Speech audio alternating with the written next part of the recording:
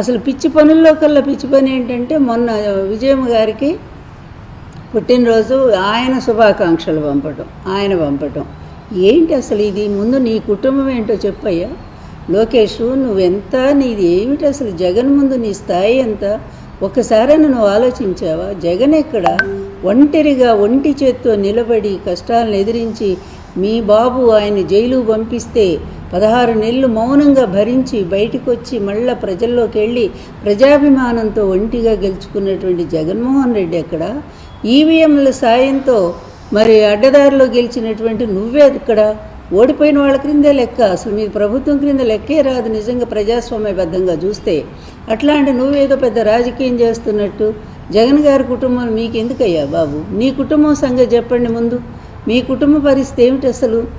మీ మేనత్తలను ఎప్పుడైనా నువ్వు చూసావా సరిగా? నాకు తెలిసి ఎప్పుడు మీ అమ్మకి మీ నాన్నకి పెళ్ళైన కొత్తలో వాళ్ళు ఒక్కసారి ఇంటికి వచ్చినట్టు గుర్తు.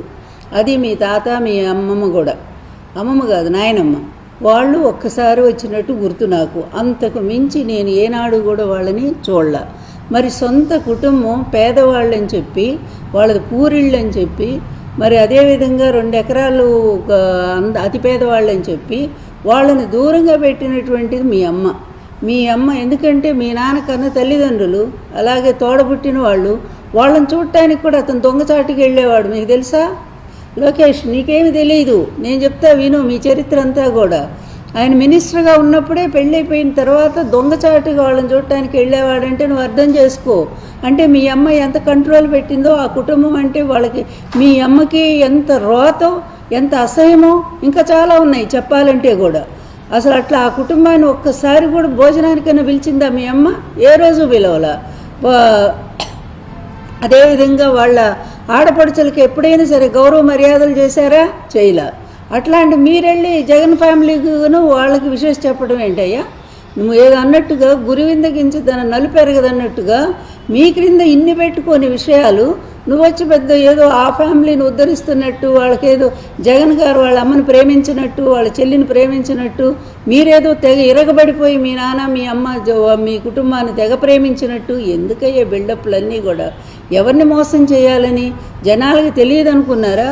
అసలు అన్నిటినీ మించి మీ కుటుంబంలో గొడవలు తెలియదా? ఎంత భయంకరంగా అత్తాగోడలది అనుకున్నారో తెలియదా? మీ భార్యాభర్తలది అనుకున్న విషయం తెలియదా? అధికారం కోసం ఇప్పటికీ మీ నాన్నని, మీ అమ్మ, నువ్వు, మరి మీ భార్య ముగ్గురు కలిసి ఎంత సతాయిస్తున్నారో లోకానికి తెలియదు అనుకున్నారా? మరి ఇన్ని పెట్టుకొని నువ్వేంటయ్యా పోయి ఆమెకి చెప్పేదేంటి? నువ్వెవడు వస్తువులు చెప్పడానికి? ఆమెకి నీకు సంబంధం ఏంటి? ఎప్పుడన్నా చెప్పావా ఇంతకుముందు? ఆమెనే కదా, ఆమె పాత్రనే కదా ఇష్టం వచ్చినట్టు మాట్లాడావు నువ్వు. ఎంత భయంకరంగా మీ ఐటీడీపీలో ఆమె క్యారెక్టర్ అసాసినేట్ చేయలేదా? ఇదే షర్మిల క్యారెక్టర్ అసాసినేట్ చేయలేదా?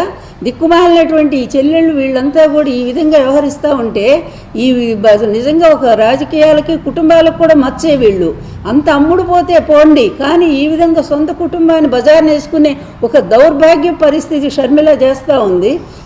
ఆవిడకి ఒత్తాసగా మీరు నిలబడ్డారు. ఆ కుటుంబాన్ని చీల్చింది మీ నాన్న, అందరికీ తెలిసినటువంటి విషయమే. కానీ ఎదుటి కుటుంబాలను చీల్చి మీరేదో సాధిస్తారనుకుంటే ప్రజల్లో మీరు మరింతగా పలచనైపోతున్నారనే విషయం అందరూ, అది మీకు తెలియట్లా, మీకు తెలియదు కూడా. ఎందుకంటే మీ ఇది ఉంది కదా, మీ మీడియా ఉంది కదా, మీ పచ్చ మీడియా, మీ కళ్ళకు గుడ్డలు కప్పేసి పూర్తిగా గంతలు కట్టేసి అదిగో జనాలు మిమ్మల్ని అంత మెచ్చుకుంటున్నారు ఇంత మెచ్చుకుంటున్నారని మీడియా చూపించడం వల్ల మీరు గుడ్డి వాళ్ళలాగా ప్రవర్తిస్తూ ఉన్నారు. విజయమ్మ గారికి మీకు సంబంధం ఏంటి? షర్మిలకు మీకు సంబంధం ఏంటి? రాజకీయంగా షర్మిలాను విడదీశారు.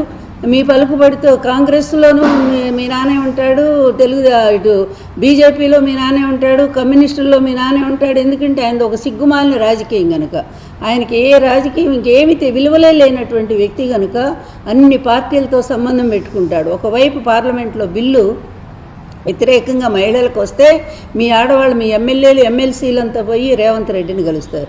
ఎవరు ఎగనెస్ట్గా బిల్లుకు వ్యతిరేకంగా చేశారో వాళ్ళతో పోయి చేయగలుగుతారు. ఏమిటిది? ఇదా మీ దరిద్రపు రాజకీయం? ఇంత విలువలు లేనటువంటి నీచ రాజకీయాన్ని చేస్తే మీరు ఏదో జగన్మోహన్ రెడ్డి గారి కుటుంబంలో చిచ్చు పెట్టాలని చేసి చిచ్చు పెట్టారు కూడా. మీరు అన్నా చెల్లెళ్ళని విడదీసిందే మీరు. అట్లాంటి మీరు ఈరోజు విజయమ్మ గారికి పాపం శుభాకాంక్షలు చెప్తావు. పెద్ద లోకేష్, నువ్వు ఒక పెద్ద లీడర్వి, నువ్వు ఒక పెద్ద మేధావంతుడివి, నీకు అంత స్థాయి కూడా ఉందా? అసలు ఆ కుటుంబానికి శుభాకాంక్షలు చెప్పే స్థాయి కూడా నీకుందా? కూటమి దత్తపుత్రిక అని మాట్లాడుతున్నారు. పచ్చకామర్లు కమ్మినోనికి లోకమంతా పచ్చగానే కనిపిస్తుందట. జగన్మోహన్ రెడ్డి గారు బీజేపీతో అక్రమ పొత్తు పెట్టుకున్నారు. ఎందుకంటే బహిరంగ పొత్తు పెట్టుకునే దమ్ము లేదు, ఆయన ఓటు బ్యాంకు అనుమతించదు. కాబట్టి బీజేపీతో మోడీతో అక్రమ పొత్తు పెట్టుకున్నారు. మోడీ గారి దత్తపుత్రుడిగా ఇన్ని సంవత్సరాలు అధికారంలో ఉన్న ఇన్ని సంవత్సరాలు ప్రతి బిల్లుకు మద్దతు ఇచ్చారు. కాలర్ పట్టుకొని ప్రత్యేక హోదా తీసుకొస్తాను అని ఓట్లేయించుకున్న జగన్మోహన్ రెడ్డి గారు ఒక్కసారి కూడా ప్రత్యేక హోదా గురించి మోడీ గారి దగ్గర ప్రస్తావన తెచ్చిందే లేదు. కాబట్టి వీళ్ళు మోడీ గారికి దత్తపుత్రుడిగా బీజేపీతో అక్రమ పొత్తు పెట్టుకున్నారు. కాబట్టి మేము కూడా అలాగే వ్యవహరిస్తున్నామని వీళ్ళు అనుకుంటున్నట్టున్నారు. అయ్యా, మాకు అవసరం లేదు. చంద్రబాబు గారితో మేము అక్రమ పొత్తు పెట్టుకోవాల్సిన అవసరం మాకు రాలేదు, మాకు రాదు. ఇది కాంగ్రెస్ పార్టీ. రాజశేఖర్ రెడ్డి గారు ఏ లెగసీనైతే కాంగ్రెస్ పార్టీకి వదిలి వెళ్ళారో ఆ లెగసీని మోస్తున్న వాళ్ళం మేము, ఆ ఐడియాలజీని మోస్తున్న వాళ్ళం మేము. మీలాగా బీజేపీకి మతం పేరుతో కులం పేరుతో చిచ్చు పెట్టే బీజేపీ పార్టీకి మద్దతిస్తున్న వాళ్ళం కాదు మేము. రాజశేఖర్ రెడ్డి గారు నిజమైన వారసులుగా, ఐడియాలజీకి మేము నిజమైన వారసులుగా మేము బీజేపీకి వ్యతిరేకంగా పోరాటాలు చేస్తున్నాం. కులాన్ని మతాన్ని అడ్డు పెట్టుకొని ఆ పేర్లు వాడుకొని చిచ్చు పెడుతుంటే మేము వ్యతిరేకిస్తున్నాం. పైగా ఏమన్నారండి, బొత్స అదేంటిది కాదు ఆయన కాదన్నా, మొన్న మేము కుక్కలమని ఒప్పుకున్నాడు కదా, ఆయన పేరేం పేరు, మేము కుక్కలము అని ఒప్పుకున్న వాళ్ళు మొరుగుతారు. అది వాళ్ళ నైజం. మేము సమాధానం చెప్పాల్సిన పని లేదు. కానీ మేము ప్రజల పక్షాన పోరాటం ఏం చేశాము అని అడుగుతున్నారు కదా. మేమేనండి ప్రజల పక్షాన పోరాటాలు చేస్తాం.